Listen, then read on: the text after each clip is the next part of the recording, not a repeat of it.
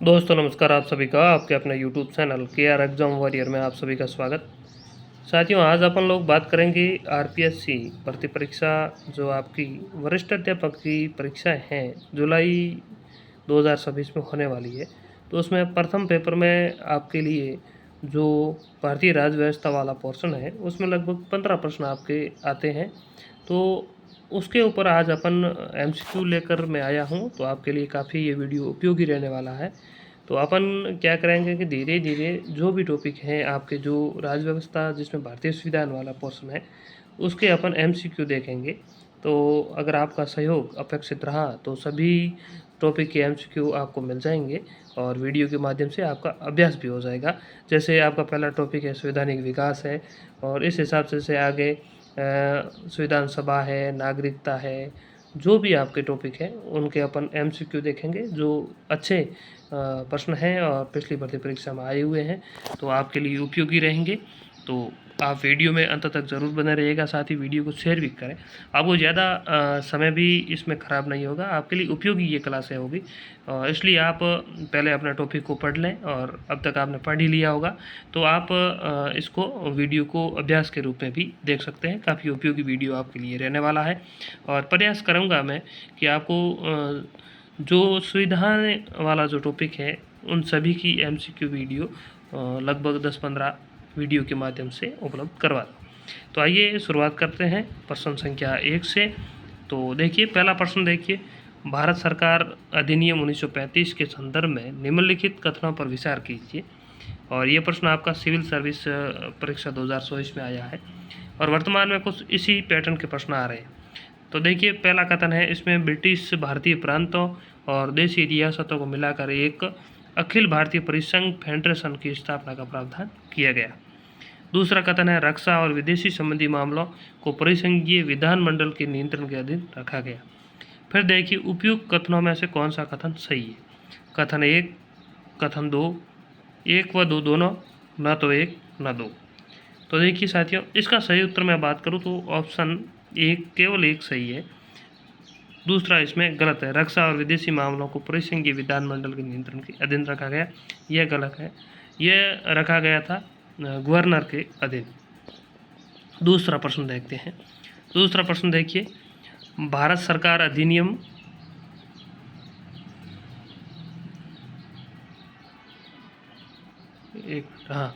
भारत सरकार अधिनियम 1919 में प्रांतीय सरकार के कार्यों आरक्षित और अंतरिम विषयों के अंतर्गत बांटे गए।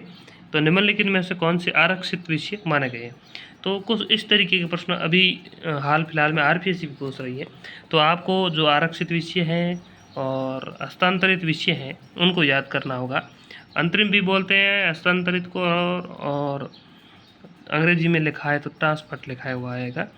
तो इसमें इन्होंने पूछा है कि आरक्षित में कौन से हैं। न्याय प्रशासन, स्थानीय प्रशासन, भू राजस्व, पुलिस। नीचे दिए गए कोड का प्रयोग कर सही उत्तर आपको बताने हैं आरक्षित में कौन से हैं। तो इसमें अपन देखें तो 1, 3 और 4 ये आपके आरक्षित में है, यानी न्याय प्रशासन, भू राजस्व, पुलिस और जो स्थानीय प्रशासन है ये आपके हस्तांतरित विषयों में आ जाएंगे। तीसरा प्रश्न देखिए, तीसरा है क्रिप्स मिशन के प्रस्ताव। क्रिप्स मिशन के प्रस्ताव के संदर्भ में निम्नलिखित कथनों पर विचार कीजिए।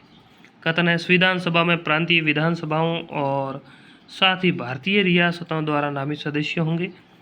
नया संविधान स्वीकार करने के लिए प्रांत तैयार नहीं होगा, उसे यह अधिकार होगा कि वह अपनी भावी स्थिति के बारे में ब्रिटेन के साथ अलग से संधि पर हस्ताक्षर करें। उपयुक्त कथनों में कौन सा कथन सही है आपको बताना है। तो इसमें अपन देखें तो तीसरा प्रश्न है इसमें क्रिप्स मिशन वाला, इसमें केवल 2 सही है। यानी क्रिप्स मिशन जब आया था तो उसमें कहा गया था कि नया संविधान स्वीकार करने के लिए जो तैयार नहीं है वो अलग से संधि कर सकते हैं, और पहला कथन इसमें क्रिप्स में गलत था। अगला प्रश्न देखिए, प्रश्न नंबर 4, निम्नलिखित कथनों पर विचार कीजिए।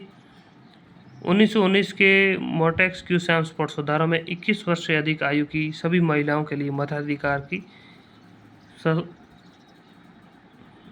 मताधिकार यानी उन्हें दिया गया।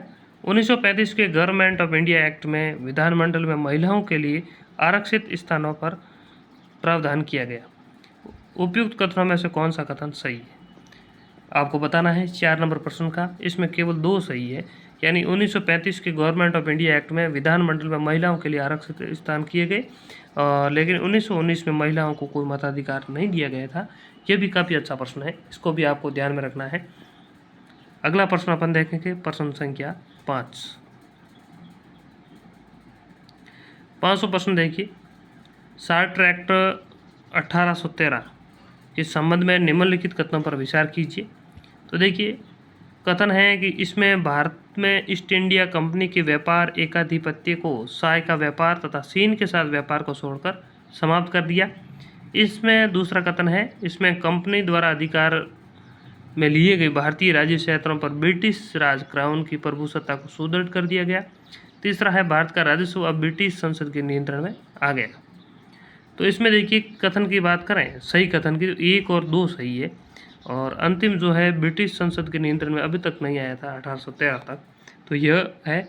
और इस बार आपका संवैधानिक विकास में ये नए जुड़े हैं, क्योंकि संवैधानिक विकास पूरा जोड़ दिया है। पहले 1919 का अधिनियम और 1935 का अधिनियम आपके था, लेकिन इस बार पूरा जोड़ दिया है। तो जो नए टॉपिक जुड़े हैं इनको आप अच्छी तरीके से पढ़ें, यहाँ से प्रश्न आने की संभावना ज़्यादा रहेगी।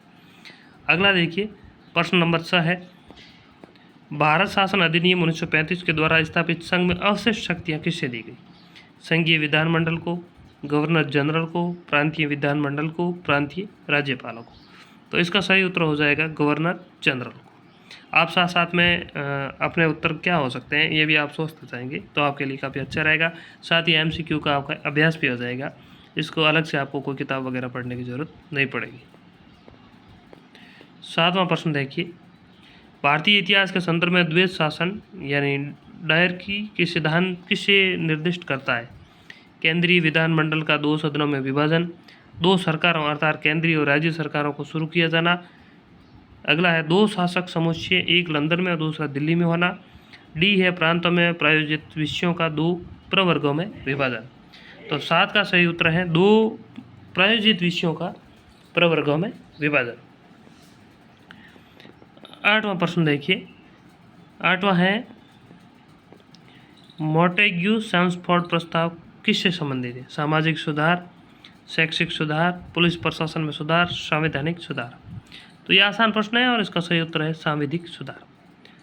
अगला है प्रश्न संख्या 9, सर स्टैमफोर्ड क्रिप्स की योजना में ये परिकल्पना थी कि द्वितीय विश्व युद्ध के बाद, ऑप्शन देखिए, भारत को पूर्ण स्वतंत्रता प्रदान की जानी चाहिए, स्वतंत्रता प्रदान करने से पहले भारत को 2 भागों में विभाजित कर देना चाहिए, भारत को इस शर्त के साथ गणतंत्र बना देना चाहिए, वह राष्ट्रमंडल में शामिल होगा, भारत को डोमिनियन स्टेट देना चाहिए। तो 9 का आपका सही उत्तर था भारत को डोमिनियन स्टेट के रूप में दर्जा दे देना चाहिए। 10वां प्रश्न देखिए, भारत सरकार अधिनियम 1919 निम्नलिखित में से किसको स्पष्ट रूप से परिभाषित किया गया है? न्यायपालिका एवं विधायिका के बीच शक्ति पृथक्करण, केंद्रीय एवं प्रांतीय सरकारों की अधिकारिता, भारत के सेक्रेटरी ऑफ स्टेट एवं वायसराय की शक्तियाँ, और डी है उपयुक्त में से कोई नहीं। 10वां प्रश्न है, तो इसका आगे अपन देखते हैं ऑप्शन।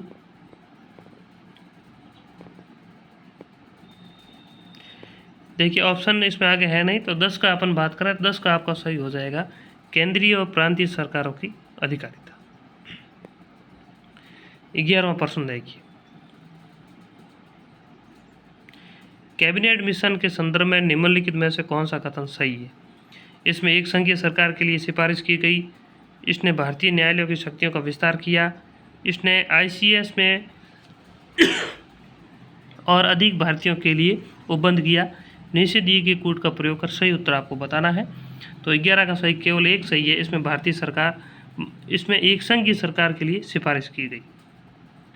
12वां प्रश्न देखिए, 1919 के भारत शासन अधिनियम की निम्नलिखित में से कौन सी प्रमुख विशेषता है? प्रांतों की कार्यकारिणी, सरकार में द्वैध शासन की व्यवस्था, मुसलमानों के लिए पृथक सांप्रदायिक निरसन मंडलों की व्यवस्था, केंद्र द्वारा प्रांतों में विधायिनी शक्ति का हस्तांतरण। तो 12 का अपन देखें तो 1 और 3 सही है, 2 नंबर गलत है। 13वां प्रश्न देखिए, सन 1893 में सर विलियम वेडरबर्न तथा W.S. कैन ने किस उद्देश्य से इंडियन पार्लियामेंट्री कमेटी की स्थापना की थी? ऑप्शन देखेंगे। भारत में राजनीतिक सुधारों हेतु हाउस ऑफ कॉमन्स में आंदोलन करने के लिए, भारतीय सांप्रदायिक न्यायपालिका में प्रवेश हेतु अभियान करने के लिए, भारतीय स्वतंत्रता पर ब्रिटिश संसद में चर्चा सुगम करने के लिए, ब्रिटिश संसद में विख्यात भारतीयों के प्रवेश हेतु आंदोलन करने के लिए। तो इसका सही है भारत में राजनीतिक सुधारों हेतु हाउस ऑफ कॉमन्स में आंदोलन करने के लिए। 7वां प्रश्न देखिए, भारतीय स्वतंत्रता आंदोलन के काल के संदर्भ में नेहरू रिपोर्ट में निम्नलिखित में से किसकी अनुशंसा की गई? भारत की पूर्ण स्वतंत्रता, अल्पसंख्यकों हेतु आरक्षित स्थानों के लिए संयुक्त निर्वाचन क्षेत्र, संविधान में भारतीयों के लिए मौलिक अधिकार का प्रावधान। तो इसमें आपको सही उत्तर बताना है। शब्द का सही उत्तर है इसमें 2 और 3। 15वां प्रश्न देखिए, 15वां है निम्नलिखित में से कौन सा कथन सही है? तीसरा गोलमेज सम्मेलन नवंबर 1932 लंदन में कांग्रेस की भागीदारी के बिना हुआ। दूसरा है तीसरे गोलमेज सम्मेलन में हुई चर्चा के परिणाम स्वरूप भारत सरकार अधिनियम 1935 पारित हुआ। तीसरा कथन है भारत सरकार अधिनियम 1935 में प्रांतीय स्वायत्तता के विचार का पक्ष लिया गया।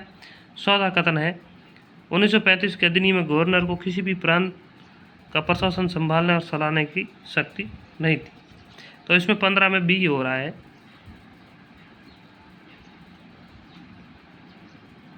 यानी आपके इसमें तीसरा जो गोलमेज सम्मेलन था इसमें 1935 का अधिनियम में चर्चा हुई थी, यह सही है।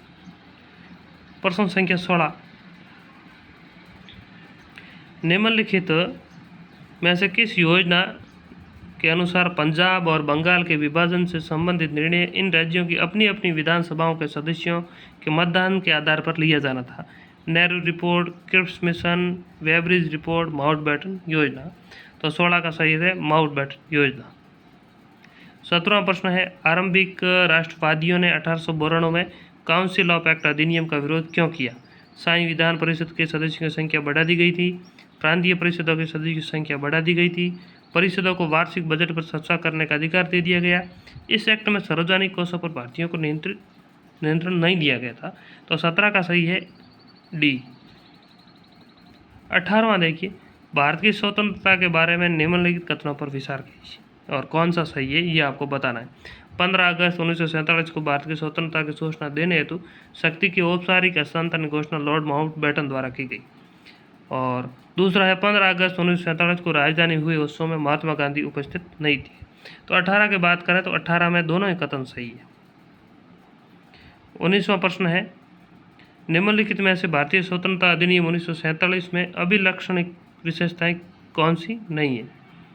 भारत के आधिपत्य डोमिनियन को सिंध, बलूचिस्तान, पश्चिम पंजाब, पूर्वी बंगाल और NWFF को छोड़कर शेष भारत का क्षेत्र मिला। इस अधिनियम में ब्रिटिश संसद की विधायी इच्छा को से एक संविधान निर्धारित करने को तलाशा गया। इस अधिनियम में 2 स्वतंत्र डोमिनियन की स्थापना करने का प्रस्ताव और प्रत्येक डोमिनियन की संविधान सभा को किसी भी संविधान को बनाने, अंगीकृत करने और असम्मित करने की शक्ति का होना दिया गया। तो 19 की अपन बात करें तो 19 का बी है जो गलत है, बाकी सभी सही है।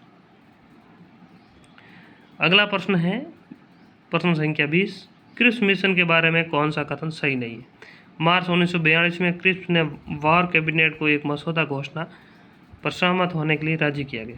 जवाहरलाल नेहरू तथा पटेल ने मिशन के साथ बातचीत के लिए कांग्रेस का प्रतिनिधित्व किया। सी, युद्ध के पश्चात मिशन डोमिनियन दर्जा प्रस्तावित किया गया। डी, युद्ध के पश्चात मिशन संविधान निर्माण निकाय का गठन प्रस्तावित किया गया। तो 20 में अपन बात करें तो जो 20वां प्रश्न है इसका बी गलत है, बाकी सभी सही है।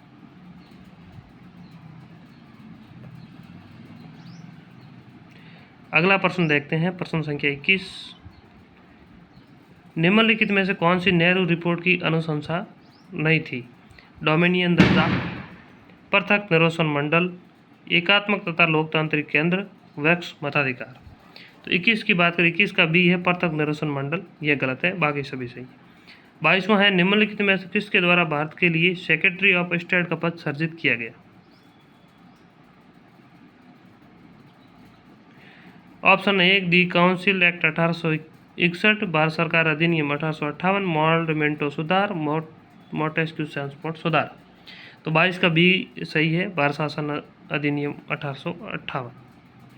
23वां प्रश्न है 1919 के अधिनियम के बारे में। 1919 के पार्लियामेंट और सुधारों के बारे में निम्नलिखित तथ्यों पर विचार कीजिए। इसका नामकरण ब्रिटिश सांसदों मिंटो और मार्ले के नाम पर किया गया। इसमें विधान परिषद के निर्वासित भारतीयों की संख्या में वृद्धि कर सीमित स्वशासन का उपबंध किया गया। इसमें ऐसे उपबंध अंतर्दृष्ट थे जिससे ये सुनिश्चित हुआ कि ब्रिटिश अधिकारी इंपीरियल विधान परिषद में अपना बहुमत बनाए रखेंगे। इसमें आपको सही कथन बताना है, तो 23 में जो है 2 और 3 सही है। 24वां प्रश्न है कैबिनेट मिशन के प्रस्ताव में कौन से सम्मिलित नहीं थे। भारत संघ के लिए त्रिस्तरीय संरचना जिसमें प्रांत तथा भारतीय रजवाड़े दोनों सम्मिलित थे, संविधान सभा का गठन, सममुस्लिम बहुल राज्यों के संपूर्ण प्रभुत्व संपन्न पाकिस्तान का सर्जन। तो कौन सा सही नहीं है। 24 की बात करें तो 3 सही नहीं है, यानी तीसरा कथन 1, 2 सही है। 25वां प्रश्न है निम्नलिखित में से भारत की स्वतंत्रता और विभाजन से संबंधित कौन सा कथन सही नहीं है। फरवरी 1947 में ब्रिटिश प्रधानमंत्री एंटनी ने घोषणा की कि ब्रिटिश किसी भी परिस्थिति में भारतीयों को सत्ता हस्तांतरण नहीं करेंगे। लॉर्ड वेवेल 31 मार्च 1948 तक भारत के ब्रिटिश की पूर्ण वापसी की वकालत की। लॉर्ड माउंटबेटन सत्ता हस्तांतरण की प्रक्रिया में तेजी लाई। नेहरू के विरोध के कारण बालकन योजना का प्लान परित्याग कर दिया गया। तो 25 की अपन बात करें तो ऑप्शन नंबर 1 गलत है, बाकी 3 सही है। तो कुल मिलाकर ये आपके लिए 25 प्रश्न आज अपन इस वीडियो में बात की हैं। आगे 25 प्रश्न और इसी टॉपिक के बारे में बात करेंगे, क्योंकि ये टॉपिक काफ़ी बड़ा है और इस टॉपिक के आपको कम से कम 3 प्रश्न या 2 प्रश्न देखने को मिलेंगे, तो काफ़ी महत्वपूर्ण है। और नए जो भी टॉपिक इसमें जुड़े हैं उसका विशेष रूप से ध्यान रखें। तो धन्यवाद साथियों, मिलेंगे अगली वीडियो में, तब तक के लिए धन्यवाद।